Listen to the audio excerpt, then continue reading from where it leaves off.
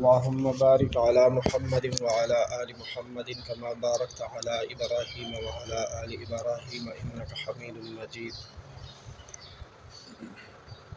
پرون حدیث بیان شوی هغه کیو چې په کومه اوخه باندې لعنت شوی او کنه لعنت هغه نبی له صلوات والسلام آزاد پرېخوا چې نبی له سلام آزاد پرېخو بیا په ظاهره خبره دا خو منون کې صحابه مسلمانان ایم په پام غرض نه کول نن 1558 نمبر حدیث شریف ته 1558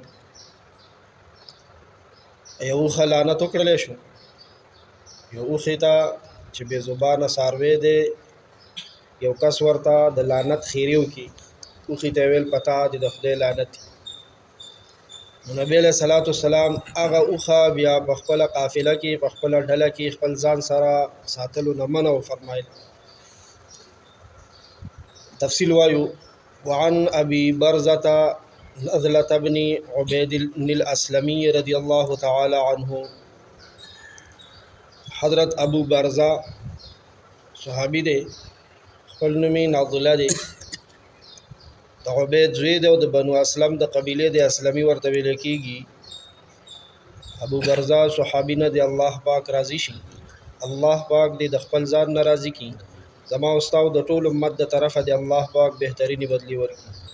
قال وی یو واقع بیانې بینما جاریه علی ناقه علیها بعض متاع القوم یوزلی یو ځوانه جینه په اوخه باندې سواره وه او په دغه اوخه باندې د خلکو سامانونه پراتو سامانونه پې بارو اذا بصورت بالنبي صلی الله علیه وسلم اچانک دی نبی علیہ السلام ته وکتل فتضایق بهم الجبل خلکو باندې هغه د غر چې کومه لاره وه هغه غر تنګ شو خلک ګڼه جمع شو نو هغه ځای تنګ شو. فقالت دغې جینۍ وویل حل چې تیز شه تیوخې ته ویل حل اللهم لعنها تیزه شه د الله لعنت تی پته حل تیزه شه په دې اوښه د خدای لعنتي شي. فقال النبي صلى الله تعالى عليه وسلم بل سلام چې ورید نو یې فرمایل لا تصاحبنا ناقه عليها لعنه مونږ سره کېږي بنا هغه اوښه چې په کومه اوښه باندې لعنت شوی دی دا به مونږ سره نه ځي. رواه مسلم دا حدیث امام مسلم رحمه الله روایت کړی دی او د مدرسې د ګرامر د طالبانو د پاره ورکی یو خبره ده قوله حل د دې حل د دې ټکی تلفظ خی بفتح الحاء المهمله بی ټکی ح د پاغه فتحه د زور دی په و اسکان اللام او لام بساکن و ح لام زبر حل دی وهي کلمه دا حل ټکی چې د عرب استعمالي په خپل لغت او زبان کې لزجر لیبل د اوخ د شړلو لپاره کټه چې موږ شړو د هغې دپاره زموږ د پښتنو خپل ټکی دی اس چې شړو د هغې دپاره خپل دی ګډه چیلی چې شړو هغې دپاره خپل ټکی دی چرګې چرګوړي شړلو دپاره سپي کورې کولو دپاره خپل الفاظ دي نو اوښ دپاره چې تیزی یې عرب حل ټکی وایي حل اوښې ته وایي تیزه شه او بیا ورسره څه وایي وایي په دې اوښه د خدای لعنت هغه جینۍ وایي. وعلم وی په دې خبره باندې ځان پوي کا عالم شاه ان هذا الحديث قد يستشكل معناه علامه نووي رحمت الله علیه فرمایي چې دا خبره په جندل پکار دي چې د دې حدیث په مفهوم کې یو اشکال پیښ شوی دی یو مشکل په معنا کې ولا اشکال فيه او اس مشکل پکې نشته خو سړی وی لګ دی حدیث په معنا کې خواریو کې چې خواري چانی کړي هغه ته پکې مشکل شته په معنا کې او چې خواریو کې بیا مشکل نشته. هغه مشکل دا دی چې زمانہ جاهلیت کې وا تاسو چې ترجمه ویل دا کنه کې دا پته ده چې صایبه وسیله حام دا ساروي او خانو عربو زمانہ جاهلیت کې د اسلام د رڼا د راتګ نه مخکې د قرآن د کلمې او د دین او د نبی او د رسول د رڼا راتګ نه مخکې عرب په دې تیارې کې پراته وو. ډېر د تیاره عملونه خو یو عمل د سارو په حق لداو چې ساروی به د بوت په نوم باندې اومنو د ژوندې جاړ هغه سره به بیا سکول خبري بس هغه به پړې واچو پړې به ورنده غاړي وستو خوشې به او دا وګ به ولا پکې سری کو نو چا به چې لیدو هغه ته پته لګیدا چې دا وګي سری دی نو دا د بوت په نوم باندې خوشې دی نو هغه به کده چا فصل ته ورګړي شو کده چا ونه به خوړه کده چا به نقصان کولو کده چا به فائدہ کوله چا به ورته نمو کو بیان ویل ځکه هغه داغي د بوت په نوم باندې خوشې شو او بوت خدایي سو خدای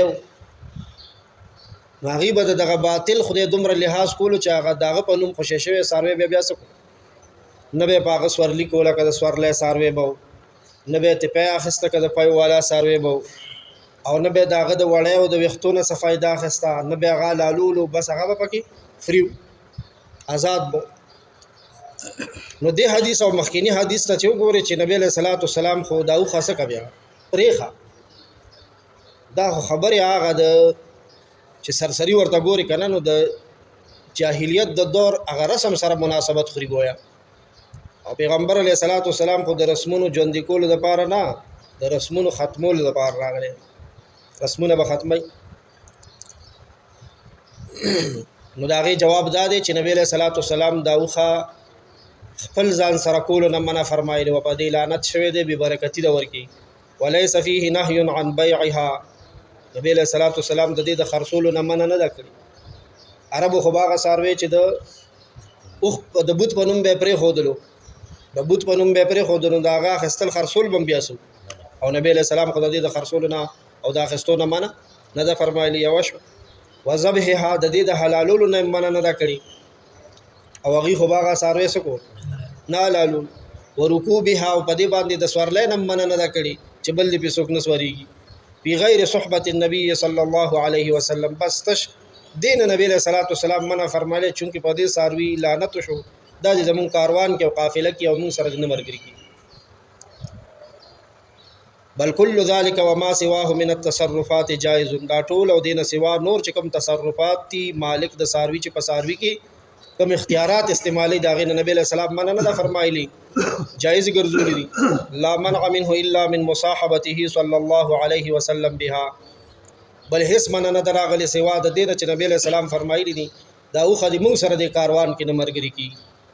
لأن هذه التصرفات كلها كانت جائزه ځکه دا ټول تصرفات جایز فمنع بعض منها د زین نه منراله فبقي الباقي على ما كان باقی تصرفات چې علالیه کسورلی به کې اخلیه که خرسیه کو بار پیوړي دا ټول جایز والله اعلم الله تعالی خپوي نو هغه د زمانه جاهلیت چې کوم رسم دی هغه سره سمېچ نه خوري هغه کې خو ار سمانه او دې کې خو صرف نبی له صلوات والسلام په خپل کاروان کې د ځان سره ساتلو نه منع کړی باقی د حدیث نه دا خبره ښه واضح شوه چې په انسان خوسه کې چې په بې زبانه ساروي باندې مملانت نه وي د ځینې کس دا زبان ډېر خطرناک کنځلې وای خیرې کوي لعنت وای د دې نه د خپل زبانونه قابو کول پکار دي د کې د نقصان نه سوا هیڅ فائدہ نشته کنځلو کې او لعنت ویلو کې د نقصان نه سوا بل څه فائدہ نشته دی الله پاک دې زموږ د خلو زموږه د زبانونو حفاظت وکړي یا رحمان